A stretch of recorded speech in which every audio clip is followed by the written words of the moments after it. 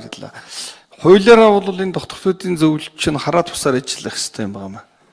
Тэгээ хараа тусаар ажиллахын тулд нэг ажиллах нөхцөлийг нь хангахгүйгээр хараа тусаа ажиллана гэж байхгүй л дээ. Тийм учраас энэ дээр манай байнгын чожоо дарга анхаарад шаардлагатай бол их хурлын дарга одоо ерөнхий нэрийн бичгийн дарга байлгаж агаад энэ өрөө байраар хангах, цалин хангамжтай болох асуудлыг шийдэж өгөхгүй бол энэ зүгээр символически явж байгаа 19 оноо дуусгах нь биш үү?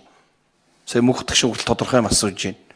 Гэтэл нөгөө байнгын үйл ажиллагаа явуулах нөхцөл нь бүрдөөгүй байгаа учраас хүндрэлтэй байгаа юм. Тэгээ энэ асуудал дээр нь бол манайхаар байнгын орооны тэмдэглэж тусгаж өгөөд тэгээд ерөнхий нэрийн бичгийн даргад чиглэл өгөөд энэ төсвийн доктортой байдлын зөвлөлийн өдөр тутмын байнгын үйл ажиллагаа явуулах нөхцөлийг бүрдүүлэх чиглэлээр анхаарах гэдэг ч юм уу нэг ийм юм хэлбэрээр байнгын орооны тэмдэглэл тусгаад ерөнхий нэрийн бичгийн даргад байнгын орооны тэмдэглэлээр одоо үүрэг өгөөд өгчүүл яасан бэ гэсэн одоо ийм саналтай байна.